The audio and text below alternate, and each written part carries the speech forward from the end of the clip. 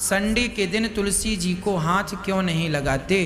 क्योंकि संडे के दिन तुलसी जी में स्वयं कहते हैं तुलसी के पास संडे अर्थात रविवार को स्वयं भगवान नारायण तुलसी के पास शयन करते हैं।